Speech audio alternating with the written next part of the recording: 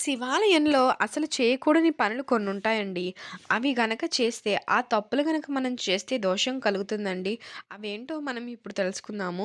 శివ అనే పేరులోనే ఒక ప్రత్యేకమైన అంతరార్థం దాగి ఉంటుంది. శివుడిని లింగ రూపంలో పూజించడం వల్ల జీవితంలో ఉన్నత స్థాయికి చేరుకుంటారని వేదాలు వివరిస్తున్నాయి. శివుడు భక్తుల కోరికలను తేలికగా నెరవేరుస్తారని, భక్తులను త్వరగా అనుగ్రహిస్తారని ప్రతీతి. అయితే శివుడిని చాలా జాగ్రత్తగా పూజించాలండోయ్! కానీ కొన్ని పొరపాట్లు ఎట్టి పరిస్థితుల్లో కూడా మనం అస్సలు చేయకూడదు. శివ పూజ చేసేటప్పుడు ఎలాంటి జాగ్రత్తలు తీసుకోవాలి? ఎలాంటి పొరపాట్లు చేయకూడదు అని మనం ఇప్పుడు తెలుసుకుందాం. విభూతి పరమేశ్వరునికి అత్యంత ప్రీతి పాత్రమమైనది. ఈ విభూతి ధరించిన వారికి పరమేశ్వరుడు అనుక్షణం కాపాడుతూ ఉంటాడని పండితులు తెలియజేస్తారు. 3 గీతల అడ్డంగా భస్మధారణ చేయాలి. విభూతిని ఇలా గనక ధరిస్తే జన్మజన్మల పాపాలు నశించిపోతాయని పెద్దలు చెబుతారు. ఈ విభూతిని వివిధ పద్ధతుల్లో తయారు చేస్తారు. ఆవు పేడను కింద పడనీయకుండా చేత్తో పట్టుకొని వేద మంత్రాల మధ్య హోమంను చేసి తయారు చేసుకున్న భస్మాన్ని శాంతికము అని అంటారు. శివలింగానికి కుంకుమ బొట్లు పెట్టకూడదండి. కేవలం విభూది మరియు గంధం మాత్రమే ఉపయోగించాలి. శ్రద్ధాభక్తులతో శివుణ్ణి ధ్యానం చేస్తూ ఉంటాడు. ఆయనకు కుంకుమ సమర్పించడం వల్ల ఎరుపు రంగులో ఉండే ఈ కుంకుమ శరీరంలో వేడిని పుట్టిస్తుంది. అందుకే కుంకుమ బదులు చల్లదనాన్నిచ్చే గంధాన్ని ఉపయోగించాలి. అలాగే ఎట్టి పరిస్థితుల్లోనూ కొబ్బరి నీళ్లను శివలింగంపై పోయకూడదు.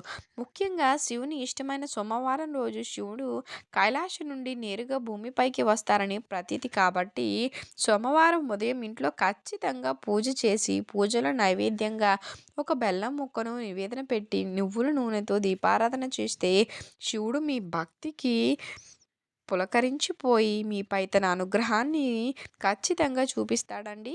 సోమవారం రోజున పరమేశ్వరుడు ముక్కోటి దేవతలతో కలిసి శివాలయంలో ఉంటారని చెప్పి పురాణాల్లో వివరిస్తున్నారు. అందువలన సోమవారం రోజున ఎవరైతే శివాలయానికి వెళ్తారో వారికి కష్టాలు లేకుండా శివుడు వరమిస్తాడట. శివాలయంలో ప్రదక్షిణలు చేయకూడదు. శివాలయం చుట్టూ మాత్రమే కాదండోయ్, మిగతా ఆలయాలు లాగా ప్రదక్షిణలు చేయకూడదని శాస్త్రాలు చెబుతున్నాయి.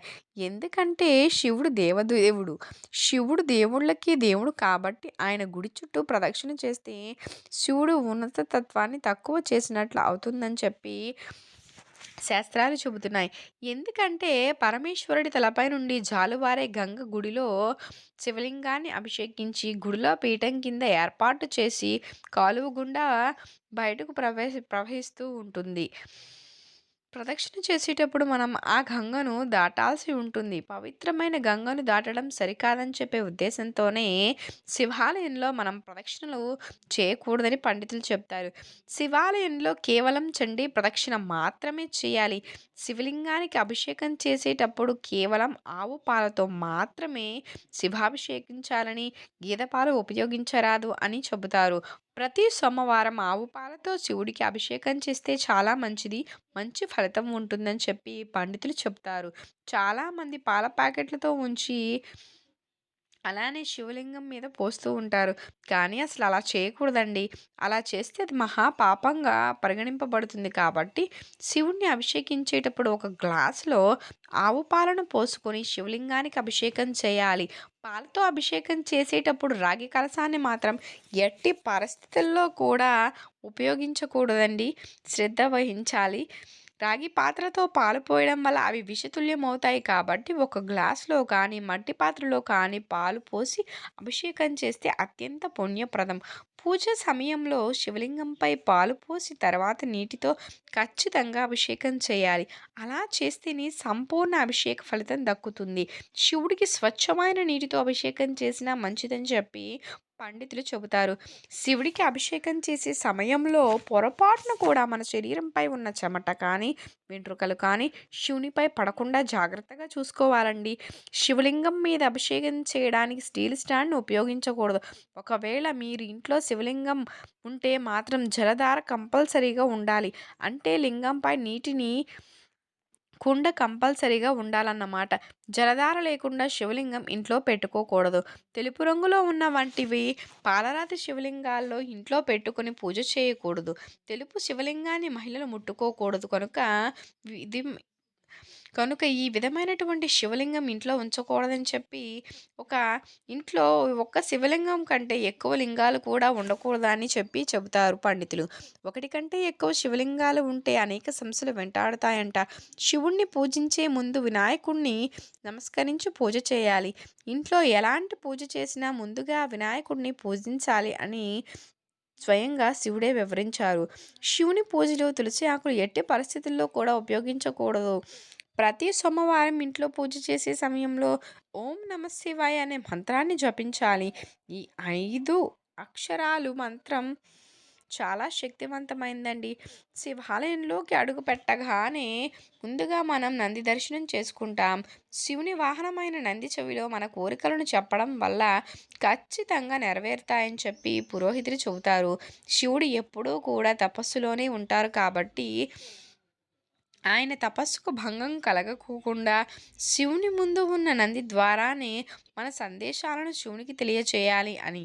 అందుకే నందీశ్వరుడు శివునికి ఎదురుగా ఉంటారు. కాబట్టి నంది చెవిలో మనకు కోరికలు చెప్పుకుంటే నంది మన కోరికలు విని నేరుగా శివుని దృష్టికి తీసుకువెళ్తారని చెప్పి పండితులు అంటూ ఉంటారు. అయితే నంది చెవిలో మన కోరికలు చేపట్టేటప్పుడు ముందుగా మనం కుడి చేత్తో నందీశ్వరుని చెవికి అడ్డంగా పెట్టి మన గోత్రం, పేరు, కోరిక చెప్పాలని, శివాలయంలో నంది కొమ్ముల మధ్య నుంచి శివదర్శనం చేసుకోవాలని, వారికి కైలాసం ప్రాప్తిస్తుంది అని శివపురాణం తెలియజేస్తుంది. జిల్లేడు పూలతో శివుడిని పూజిస్తే తొందరగా కరుణిస్తారని చెప్పి భక్తుల ప్రగాఢ విశ్వాసమండి. జిల్లేడు పూలకు చాలా విశిష్టత ఉంటుంది. శివుణ్ణి పూజించిన ఈ పూలను మహిళలు తలలో పెట్టుకుంటే చాలా మంచి జరుగుతుందని చెప్పి అంటారు. నందివర్ధనం పువ్వులతో శివుణ్ణి పూజ చేస్తే మీ జీవితంలో ప్రశాంతత లభిస్తుందండి. పారిజాత పువ్వులతో శివుడికి సమర్పిస్తే కాలసర్ప దోషాలు తొలగిపోతాయి. శివ పూజలో ఎరుపు రంగు పువ్వులు ఉపయోగించకూడదు. శివునికి ఎరుపు రంగు పువ్వులు పెడితే పూజకు తగిన ఫలితం దొరకదండి. శివుడు ఎలాంటి పండులనైనా నైవేద్యంగా సమర్పించవచ్చు. అయితే వెలగపండును శివునికి ప్రీతికరమైనది కాబట్టి వెలగపండును శివునికి సమర్పిస్తే దీర్ఘాయుష్షు కలుగుతుంది. శివునికి నెయ్యితో అభిషేకం చేస్తే సంతాన సౌభాగ్యం కలుగుతుంది. అలాగే ఆర్థిక సమస్యలు అనేవి తొలగిపోతాయి. శివునికి చెరుకు రసంతో అభిషేకం చేయాలని శాస్త్రాల్లో చెప్పబడింది. ప్రతి నెలలో వచ్చే పౌర్ణమి రోజున శివాలయంలో ఒక దీపం వెలిగిస్తే ముక్కోటి దేవతలతో పూజించినట్టే అని గ్రంథాల్లో చెప్పబడిందండి.